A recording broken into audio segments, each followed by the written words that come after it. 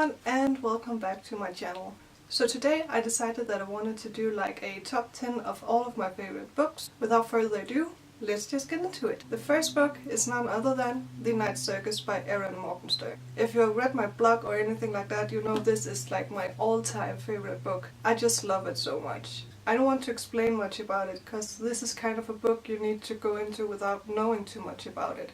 But it's really amazing. So this book definitely deserves a place on my list of favorite books. The next book on my list is Daughter of the Pirate King by Tricia Levenseller.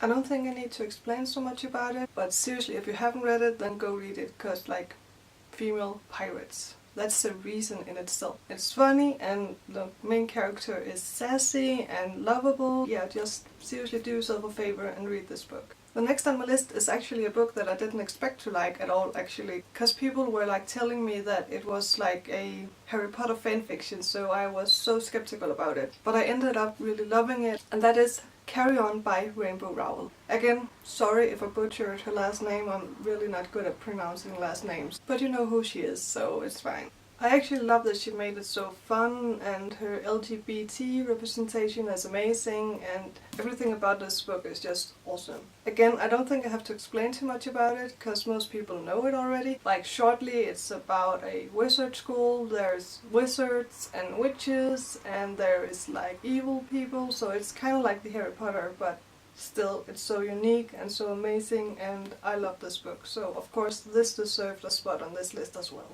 Next on my list is The Nightingale by Christian Hannah. This is a historical fiction about the Second World War, and it's so beautiful and it's so amazing, and it made me cry and it was so heartbreaking, but I loved it so much. This is not a young adult novel. It is a bit harder to read, but I didn't find it so difficult. Her writing style is just so beautiful and poetic, and I was so in love with this book from page one. And my grandma actually recommended this to me, and I'm so happy she did, and I'm so happy I gave it a chance. And yeah, we have spent hours talking about this book, and I'm actually trying to get my mom to read it now. Hopefully she will.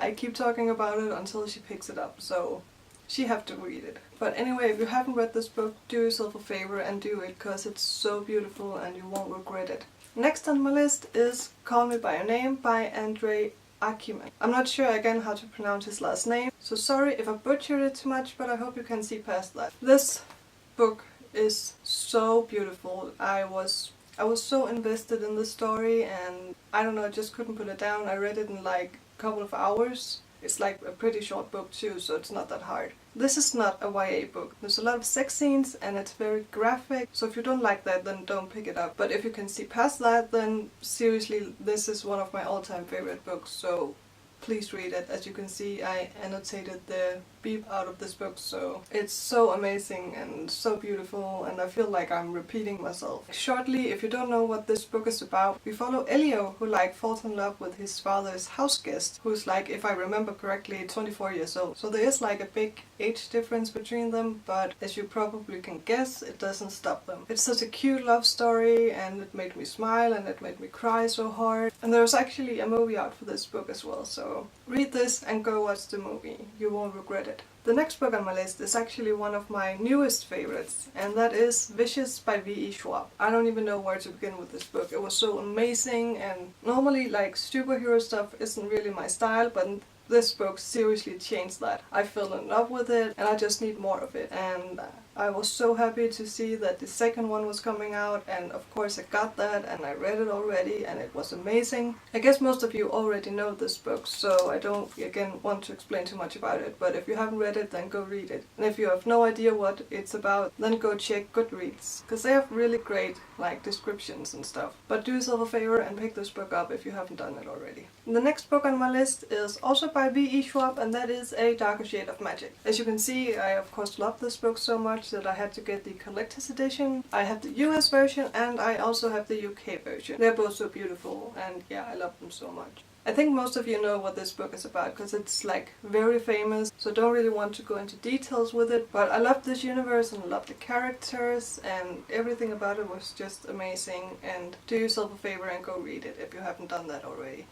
Also, this book is signed. I love signed books, especially when it's like collector's editions. The next on my list is A Court of Mist and Fury by Sarah J. Maas. This book is so many people's favorite, so again, I think you know so much about it already and you probably already read it, so there's no need to go into any details about it. But this is the second book in the A Court of Thorns and Roses series, so again, I don't want to spoil anyone by talking about this book, but it's my favorite in this series. I mean, I love the characters and the Night Court. I want to live there, really. I want to move to the Night Court and I want to marry Rhysand, and I just want to live in this universe and be friends with all of these amazing characters. I need them in my life, so definitely one of my favorite books, so of course it needs a spot on this list.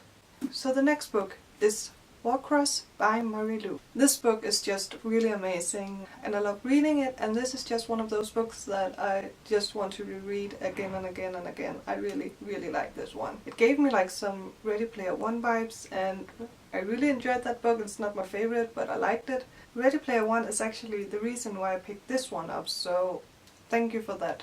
And can we just take some time to just admire how beautiful this book is without the dust jacket on. It's amazing. I love it. So yeah, everything about this book was just wonderful. I did read the second book. It was really good, but it's not my favorite. I really prefer this one. So Warcross is definitely one of my favorite books, so that deserves a spot on this list.